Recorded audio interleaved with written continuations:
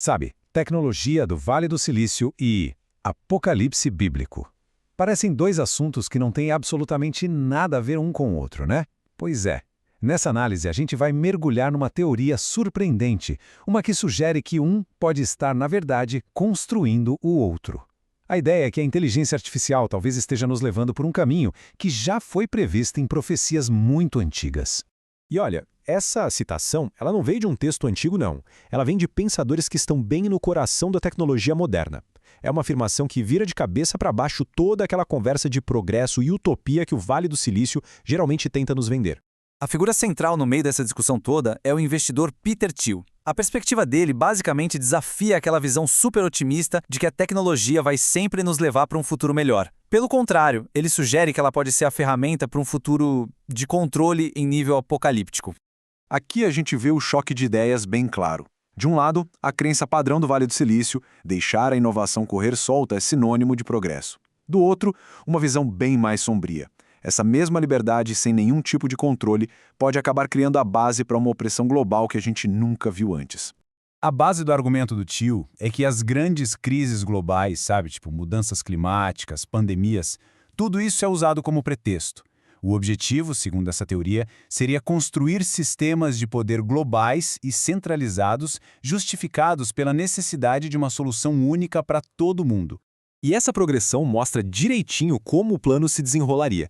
Primeiro, o medo é amplificado em escala global. Com todo mundo assustado, um governo mundial unificado é apresentado como a única saída lógica. E aí, a tecnologia, principalmente a IA, vira a ferramenta perfeita para impor e manter esse controle total. E é aqui que vem a parte mais irônica de toda essa teoria. As tentativas de frear ou regular a tecnologia, que muita gente vê como uma proteção, são interpretadas aqui como os próprios sinais do apocalipse. Nessa lógica, a estagnação da tecnologia é o que nos deixa vulneráveis a esse controle centralizado. Ok, para a gente entender de verdade o peso dessas alegações, a gente precisa decodificar alguns termos. Conceitos teológicos bem antigos estão sendo usados de um jeito muito específico para descrever o nosso presente. Vamos ver como eles se aplicam nesse mundo digital. O anticristo na profecia não é um monstro óbvio com chifres e tudo. É um líder ou até mesmo um sistema super carismático que engana o mundo com uma promessa de paz, de unidade. A conexão moderna é a ideia de um governo global que promete resolver todas as crises, mas o preço dessa solução é o controle absoluto sobre a humanidade. Já a imagem da besta seria o sistema que essa autoridade mundial usa para governar. Não é uma estátua de verdade, mas sim uma rede de controle. A profecia diz que esse sistema vai controlar quem pode comprar e vender, exigindo uma marca de lealdade, que muitos associam ao número 666 para poder participar da economia. E é exatamente aqui que a inteligência artificial entra com tudo na história. A teoria sugere que um sistema de IA global, gerenciando moedas digitais, nossas identidades, o acesso a serviços, seria a realização tecnológica dessa imagem da besta. Um sistema de controle total do qual seria impossível escapar. Isso nos deixa numa verdadeira encruzilhada. Regular a tecnologia é o primeiro passo para a tirania, como sugere a teoria do Thiel, ou é a nossa única defesa contra a criação de uma distopia digital?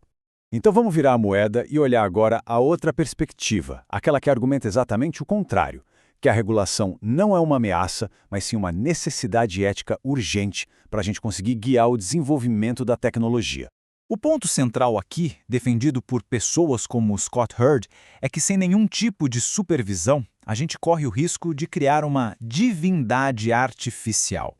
Um sistema com um poder quase divino, mas que pode se tornar um opressor implacável, sem nenhum valor humano. No fundo, os argumentos pela regulação são um chamado à responsabilidade.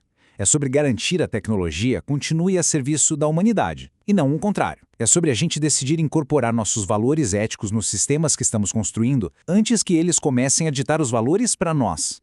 O que a gente está vendo aqui é muito mais do que um debate sobre tecnologia. É um conflito sobre o futuro da humanidade, uma verdadeira batalha de ideias sobre a alma da nossa era digital e para onde ela está nos levando.